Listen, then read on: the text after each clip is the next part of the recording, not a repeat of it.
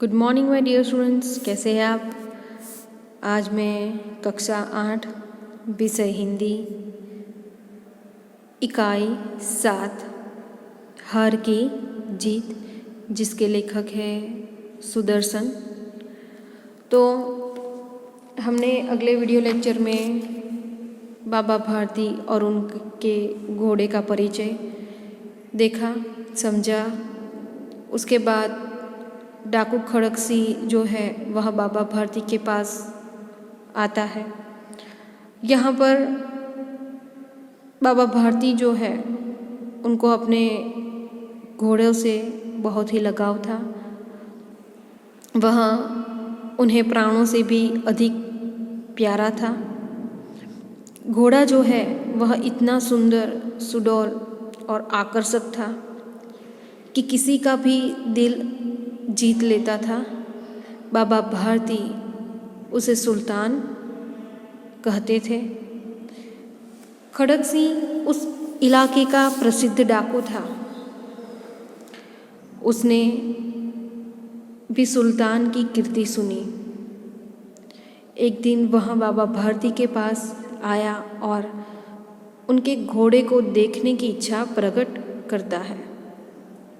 बाबा ने बड़े गर्व से उसे घोड़ा दिखाया। खड़क सिंह ने उसे बड़े आश्चर्य से देखा और उसकी चाल भी देखी। वहाँ से लौटते हुए उसने बाबा से कहा, यह घोड़ा मैं आपके पास न रहने दूंगा। तो यहाँ तक हमने इस चैप्टर को समझा। आगे हम समझते हैं कि संध्या का समय था। बाबा भारती सुल्तान की पीठ पर सवार होकर घूमने जा रहे थे। इस समय उनकी आँखों में चमक थी, मुख पर प्रसन्नता थी। कभी घोड़े के शरीर को देखते, कभी उसके रंग को, और वह मन ही मन फूले न समाते थे।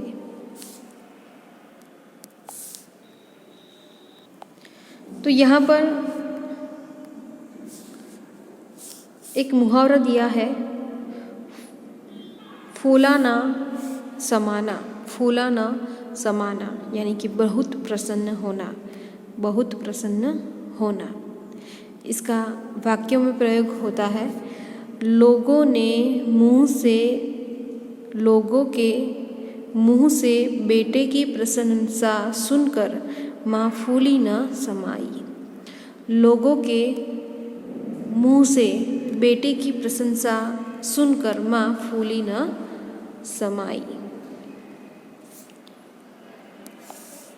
सहसा एक और से आवाज़ आई, ओ बाबा, इस कंगले की सुनते जाना। सहसा शब्द है, फिर कंगले। इन सहसा शब्द का अर्थ होता है अचानक। हम इसको अंग्रेजी में कहते हैं सडनली। फिर कंगला यानी कि गरीब व्यक्ति जिसके पास कुछ नहीं है, कंगाल, पुअर हम कहते हैं वहाँ। आवाज़ में करुणा थी। बाबा ने घोड़े को रोक लिया। देखा एक अपाहिज वृक्ष की छाया में पड़ा कराह रहा है। बोले, क्यों, तुम्हें क्या कष्ट है।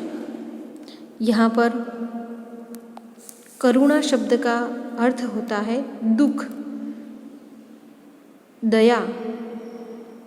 फिर कराहना शब्द का अर्थ होता है मुंह से दर्द भरी आवाज़ निकालना, मुंह से दर्द भरी आवाज़ निकालना।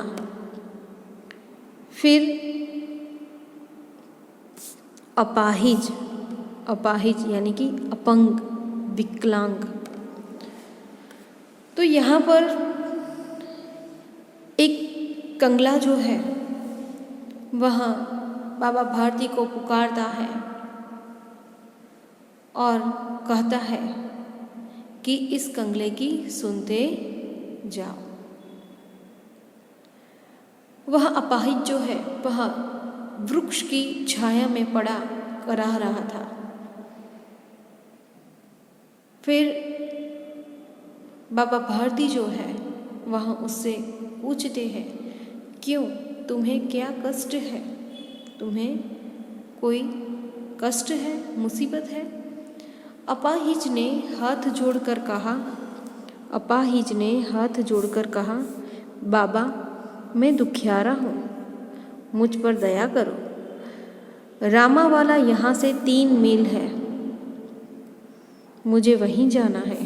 घोड़े पर चढ़ा लो, परमात्मा भला करेगा। यहाँ पर वह अपाहिज जो है वह बाबा भारती से क्या कहता है कि मैं तो एक दुखियारा हूँ, मुझ पर दया करो, मुझे रामावाला जाना है और रामावाला जो है वो यहाँ से 3 मील है, मुझे वहीं जाना है, मुझे घोड़े पर चढ़ा लो, परमात्मा यानी कि भगवान तुम्हारा भला करेगा। आगे, वहाँ तुम्हारा कौन है? बाबा भारती ने कहा। यहाँ पर अपाहिज और बाबा भारती जो है उन दोनों के बीच संवाद होता है, संवाद यानी कि बातचीत होती है। वहाँ तुम्हारा कौन है? बाबा भारती जो है वह उस अपाहिज से पूछते हैं। दुर्गादत्त वैद्य का नाम सुना होगा, उनका सौतेला भाई हूँ। यहाँ पर क्या बात है कि दुर्गादत्त वैद्य जो है तो उनका नाम आपने सुना होगा, तो मैं उनका सौतेला भाई हूँ। बाबा भारती ने घोड़े से उतरकर अपाहिज को घोड़े पर बैठा लिया और स्वयं उसकी लगाम पकड़कर धीरे धीरे चलने लगे। बाबा भारती को दया आई और वहाँ उस अपाहिज को मदद करते हैं और उस अपाहिज को घोड़े पर बैठा देते हैं और खुद उसकी लगाम पकड़कर धीरे धीरे चलने लगे। सहसा उन्हें एक झटका सा लगा और लगाम हाथ से छूट गई। उनके आश्चर्य का ठिकाना न रहा। अब उन्होंने देखा कि अपाहिज घोड़े की पीठ पर तन कर बैठा है और घोड़े को दौड़ाए लिए जा रहा है। उनके मुख से भय, विस्मय, निराशा से मिली हुई चीख निकल गई। वह अपाहिज डाकू खड़ग सिंह था। तो यहाँ पर विस्मय शब्द दिया है, उसका अर्थ है आश्चर्य। तो आश्चर्य का ठिकाना न रहना, आश्चर्य का ठिकाना न रहना, तो उसका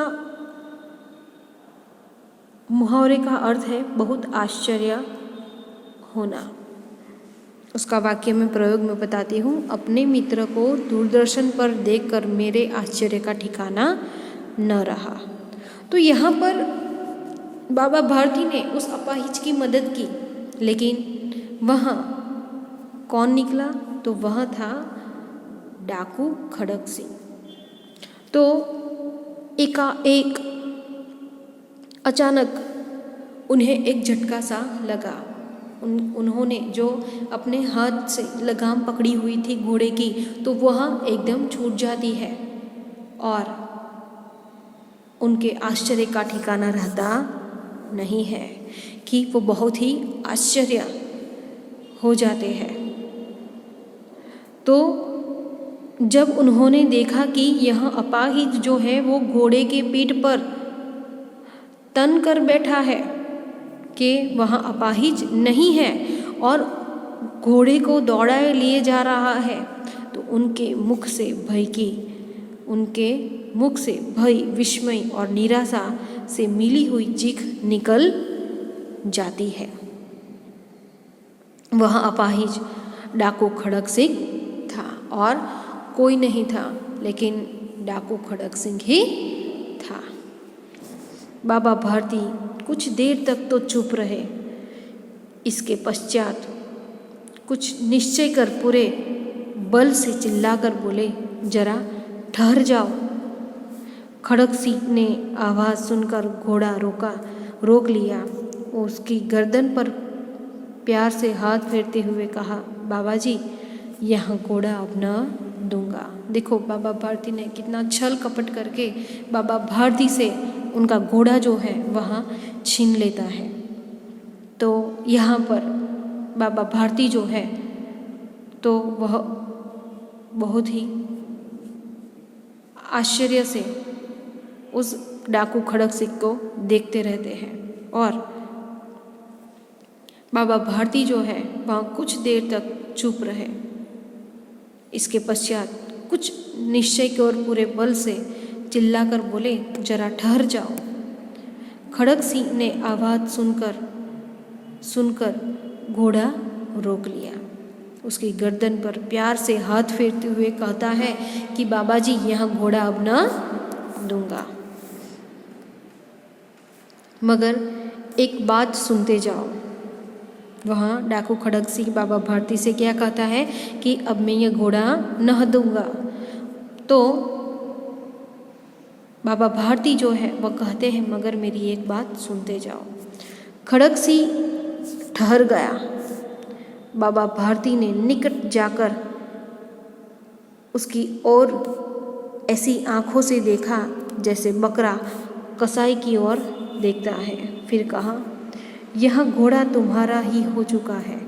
मैं तुमसे इसे वापस करने के लिए नहीं कहूँगा, परंतु खड़क सिंह केवल एक प्रार्थना करता हूँ कि उसे स्वीकार न करना, नहीं तो मेरा दिल टूट जाएगा। बाबा जी, आज्ञा कीजिए, मैं आपका दास हूँ, केवल यह घोड़ा न दूंगा। अब घोड़े का नाम न लो, मैं तुमसे इसके विषय में कुछ न कहूँगा।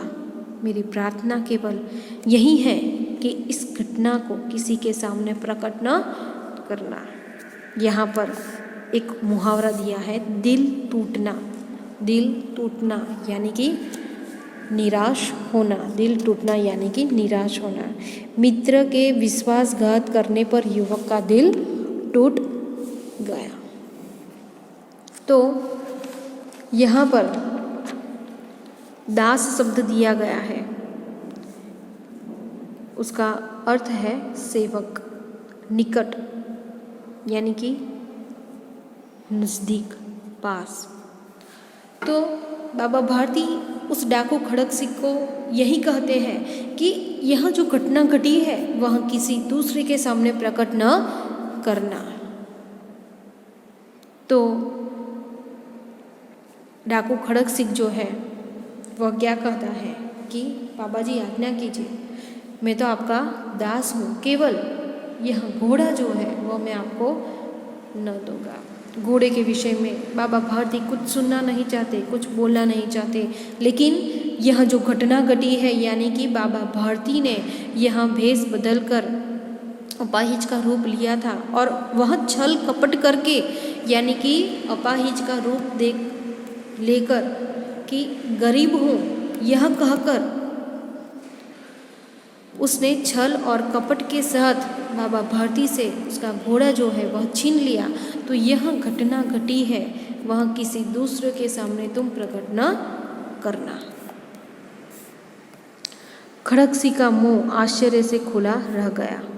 उसका विचार था कि उसे घोड़े को लेकर वहाँ से भागना पड़ेगा, परंतु बाबा भारती ने स्वयं उससे कहा, इस घटना को किसी के सामने प्रकट न करना, इससे क्या प्रयोजन सिद्ध हो सकता है। खड़क सिंह ने बहुत सोचा, बहुत सिर मारा, परंतु कुछ न समझ सका। हार कर उसने अपनी आंखें बाबा भारती के चेहरे पर गड़ा दी और पूछा, बाबा जी, इसमें आपको क्या डर है? सुनकर बाबा भारती ने उत्तर दिया, लोगों को अगर इस घटना का पता चल गया तो वे किसी गरीब का विश्वास न करेंगे। यह कहते कहते उन्होंने सुल्तान की ओर से इस तरह मुंह मोड़ लिया जैसे उनका कोई संबंध ही नहीं रहा। यहाँ पर प्रयोजन शब्द दिया गया है, उसका अर्थ होता है हेतु, उद्देश्य। और यहाँ पर एक और मुहावरा दिया गया है, मुंह आश्चर्य से खुला रह जाना, यानी कि बहुत आश्चर्य होना। चौकीदार को चोरी करते देखकर मालिक का मुंह आश्चर्य से खुला रह गया।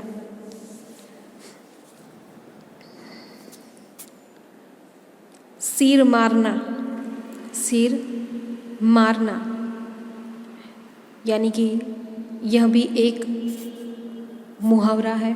सिर मारना, बहुत सोच विचार करना। सिर मारना यह एक मुहावरा है, उसका अर्थ है बहुत सोच विचार करना।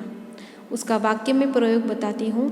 मैंने बहुत सिर मारा पर यह प्रश्न हल न हो सका। फिर है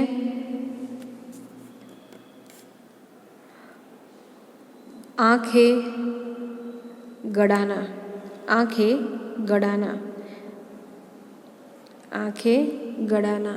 यानी कि उसका अर्थ होता है ध्यान से देखना। यह भी एक मुहावरा है। आंखें गड़ाना यानी कि ध्यान से देखना। आप खाना तो खा ही नहीं रहे, बस टीवी में आंखें गड़ाए बैठे हैं। फिर एक और है मुंह मोड़ना। इसमें 1, 2 और 3, 4 मुहावरे हैं। मुंह मोड़ना यहाँ भी एक मुहावरा है। संबंध न रखना, विमुख होना। सच्चा नेता जन सेवा के कामों से कभी मुंह नहीं मोड़ता। तो यहाँ पर खड़क सिंह जो है तो उसका मुंह जो है वह आश्चर्य से खुला ही रह गया। उसका विचार था कि उसे घोड़े को लेकर यहाँ से भागना पड़ेगा, परंतु बाबा भारती ने स्वयं उससे कहा इस घटना को किसी के सामने प्रकट न करना। बाबा भारती जो है वह क्या कहते हैं कि ये घटना जो घटी है वह तुम किसी के सामने प्रकट न करना। इससे क्या उद्देश्य होगा, यानी कि बाबा भारती का मुख्य हेतु था कि यदि कोई यह घटना सुनेगा, उनको मालूम होगा, तो लोगों का जो गरीबों पर विश्वास है वह टूट जाएगा और जो गरीब व्यक्ति है तो उनकी कोई मदद करेगा नहीं इस घटना को सुनकर। तो यहाँ पर बाबा भारती जो है वह डाकू खड़क सिंह से यही कहते हैं। तो यहाँ पर बाबा भारती जो है तो डाकू खड़क ने छल कपट करके यहाँ पर बाबा भारती का घोड़ा जो है वह छीन लिया।